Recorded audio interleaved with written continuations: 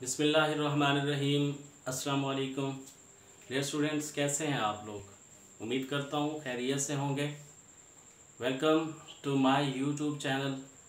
आइए देखते हैं कि आज हम क्या पढ़ने लगे हैं।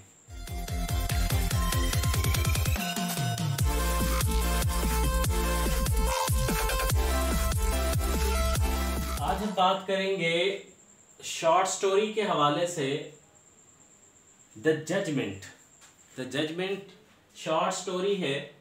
द वर्डिक्ट, द जजमेंट और the verdict short story written by Franz कैफ्का।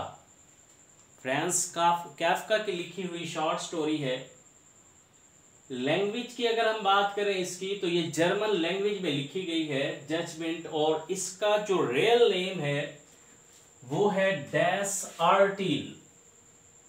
Real name इसका ओरिजिनल टाइटल जो था वो क्या था जी? डैस आर्टिल के नाम से था। फिर इसको द जजमेंट के नाम से लिखा गया। बाद में इसकी ट्रांसलेट की गई द वर्डिक्ट के नाम से 1912 में। पब्लिश हुई 1913 में। अब फ्रांस कैफ्का के बारे में थोड़ी सी बात कर लें तो Franz Kafka mean extremely unpleasant frightening. यानी कैफ्का का अगर वर्ड देखें तो इसका जो मीनिंग है वो है एक्सट्रीमली अनप्लेजेंट। अब फ्रांस कैफ्का जो है शॉर्ट स्टोरी राइटर है और नॉवेलिस्ट, और बहुत से नवेला यानी मतलब छोटे नॉवल यानी नॉवलिट जिसको कहते हैं वो भी इसने लिखे हैं। जजमेंट जो है ये 1913 में पब्लिश हुई, और इसके बारे में कहा जाता है कि ये सिर्फ एक ही नशिस्त में बैठकर लिखी गई थी, एक ही सिटिंग में। यानी कैफ्का ने इसको एक ही सिटिंग में लिखा था। कैफ्का के थीम्स के बारे में अगर हम बात करें कि कैफ्का की जो शॉर्ट स्टोरीज हैं या नॉवेल हैं उनकी क्या चीज़ है जी, थीम्स क्या हैं, तो वो हम अगर बात करें तो वो हैं alienation, isolation, Marxism, aimlessness, rootlessness और होपलेसनेस। इसकी जो हमें थीम्स नज़र आते हैं इसकी प्रोज राइटिंग में, ये इसकी राइटिंग में जो हमें थीम्स नज़र आते हैं वो ये आपको नज़र आएंगे। अगर हम इसी स्टोरी के हवाले से बात करें यानी द जजमेंट के हवाले से बात करें कि इसमें क्या थीम है, तो वो देखते हैं कि थीम्स ऑफ द स्टोरी जो है वो यहाँ पर जो हमें नज़र आते हैं वो है लैक ऑफ कम्युनिकेशन पहले नंबर पर। दूसरे नंबर पर है relationship between father and the son. तीसरे नंबर पर है जी पर्सनल फेलियर एंड सुसाइड। ये हमें नज़र आते हैं इस शॉर्ट स्टोरी में, जो हमें थीम नज़र आएंगे। अब हम अगर बात करें इसी शॉर्ट स्टोरी के हवाले से, तो इसके जितने भी कैरेक्टर्स के हवाले से, ये इसकी स्टोरी के हवाले से जो हमें एलिमेंट नज़र आ रहे हैं वो सारे के सारे हमें जो इस स्टोरी को लेके जाते हैं वो ऑटोबायोग्राफी के हवाले से लेके जाते हैं। आपको पता होना चाहिए कि ऑटोबायोग्राफी और बायोग्राफी क्या चीज़ होती है। बायोग्राफी जो होती है वो जब कोई बंदा किसी दूसरे की ज़िंदगी के बारे में लिखता है तो उसको बायोग्राफी कहते हैं। अब मैं खुद अपनी ज़िंदगी के बारे में लिखूंगा तो ऑटोबायोग्राफी कहलाएगा, और अगर कोई दूसरा बंदा मेरी ज़िंदगी के बारे में लिखेगा तो बायोग्राफी कहलाएगा। तो ये इसमें हमें ऑटोबायोग्राफिकल एलिमेंट भी नज़र आते हैं, और वो किसके? ऑफ द राइटर यानी कैफ्का के अपने। कैरेक्टर्स स्टोरी में कितने हैं? 4 कैरेक्टर्स हैं स्टोरी के अंदर। 4 कैरेक्टर्स आर गिवन। पहले नंबर पे हमारे पास जो है जॉर्ज बेंजामिन। क्रिटिक्स का कहना है कि ये जो ऑटोबायोग्राफी है हमारे पास, ये असल में जॉर्ज बेंजामिन जो है वो कैफ्का बजाते खुद है।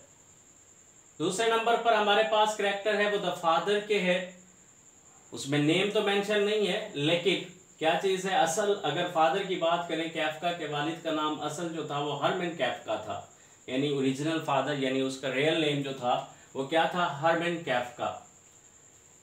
तीसरे नंबर पर हमारे पास कैरेक्टर है द फ्रेंड का, जो जर्मनी से माइग्रेट होकर रशिया चला गया है और पिछले 3-4 सालों से उसका कोई रिलेशन या कोई लिंक नहीं है, कोई कांटेक्ट नहीं है, किसके साथ जी, जॉर्ज के साथ। फिर नेक्स्ट हमारे पास कैरेक्टर है जी फरीदा का, ये जो है फियांसे है किसकी, जॉर्ज की।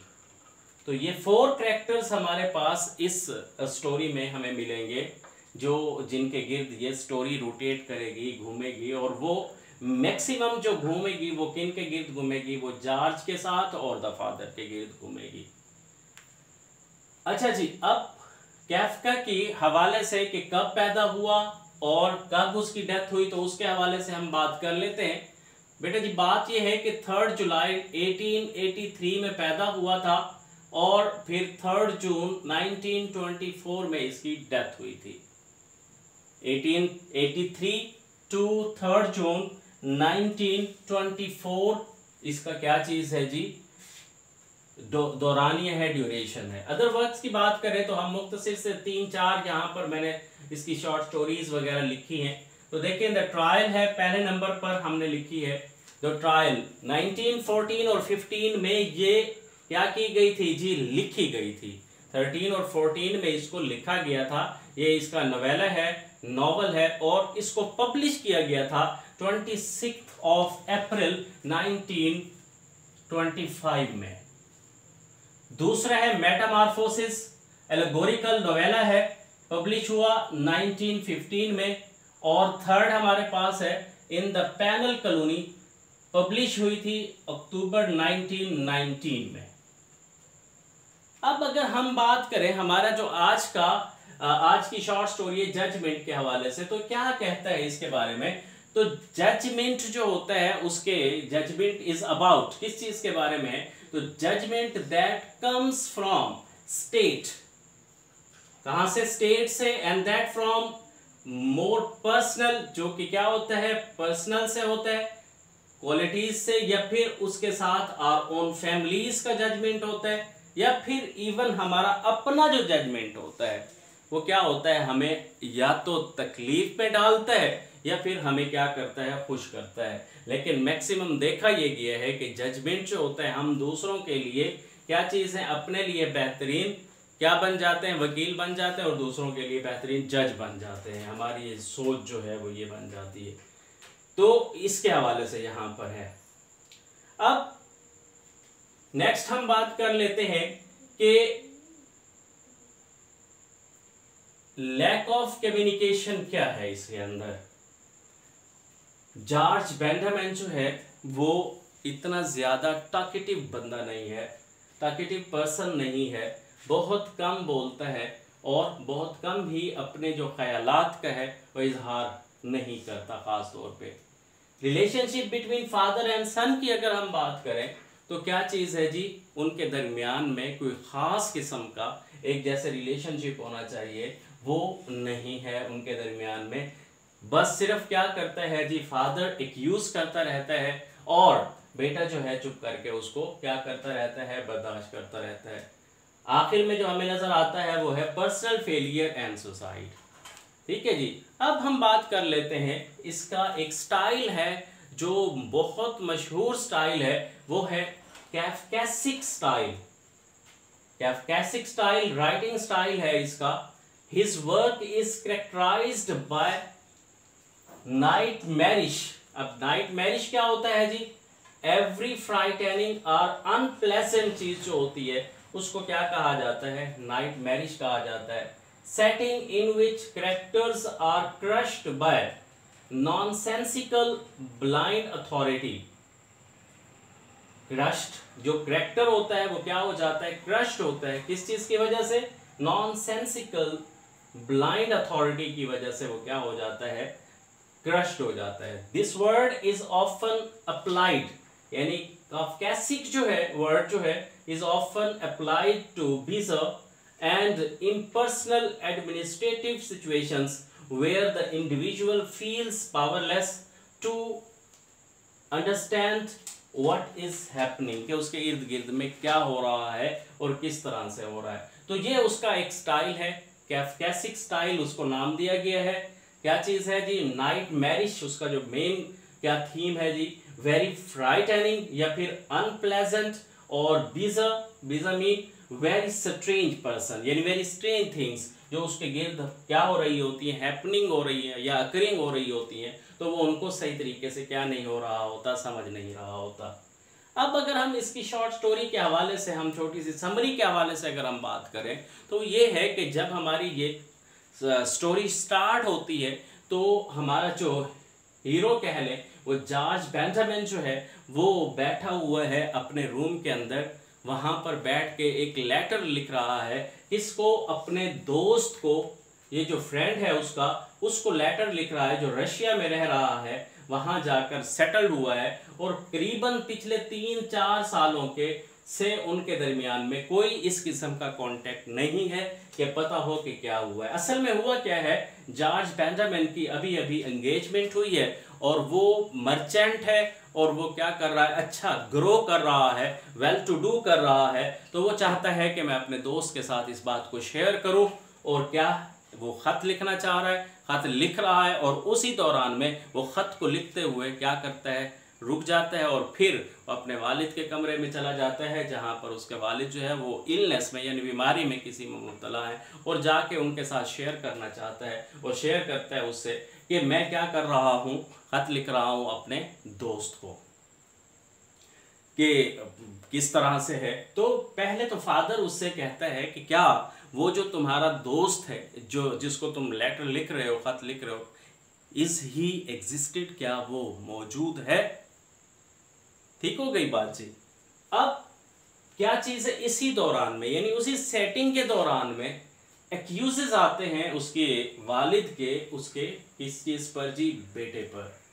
जाइंट फादर के हवाले से उसके बेटे पर जो है पहला एक्यूज है जी, क्या चीज जी, उसकी वालदा नहीं है, जिसकी वजह से वो कहता है वालिद उसका कि less upset by the death of his mother then he should have been, यानी अपनी वालदा की डेथ की वजह से उसे जितना परेशान होना चाहिए था वो नहीं हो रहा है।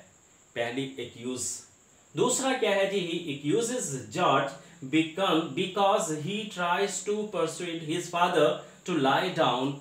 वो क्या करता है, उसको कहता है कि आप रेस्ट करें, आप आराम करें, तो वो इस पर भी क्या करता है, झिलमिला उठता है, गुस्से में आ जाता है।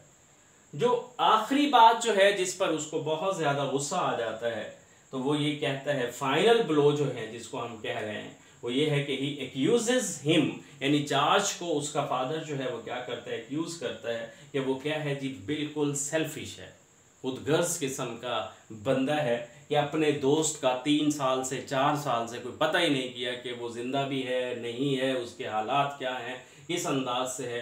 तो ये सारी चीज़ें वो क्या कर रहा है जी, वहाँ पर इसके वालिद जो है अपने बेटे के ऊपर ये सारी चीज़ें बहतान के तौर पर ये इस अंदाज से उसको क्या किया जा रहा है, बता रहा है। The father accuses George of being a devilish human being and condemns him to death by drowning. कहता है कि तू बिल्कुल भी डेविलिश ह्यूमन बीइंग है, ठीक है जी, सेल्फिश किस्म का बंदा है, और मैं चाहता हूं कि तू क्या हो जाए, अपने आप को किसी नदी में या किसी दरिया में कूद कर अपनी जान दे दे, ताकि तेरे ना होने का कोई फायदा है, क्योंकि तूने कोई किसी ना मेरा ख्याल रख रहा है ना अपने दोस्तों का किसी किस्म का ख्याल रखता है। तो क्या चीज़ है जी, यहाँ पर हम एक और बात करेंगे कि जजमेंट जो होती है वो क्या होती है, judgement does not come suddenly, अचानक से नहीं आ जाती है जजमेंट। द प्रीसीडिंग्स जो होती हैं gradually merge into the judgement. ये जो कार्रवाई, ये चीज़ें होती हैं, जो हालात होते हैं, वो आहिस्ता आहिस्ता क्या करती हैं जी, मर्ज करती हैं इनटू द जजमेंट। ओके हो गई बात जी।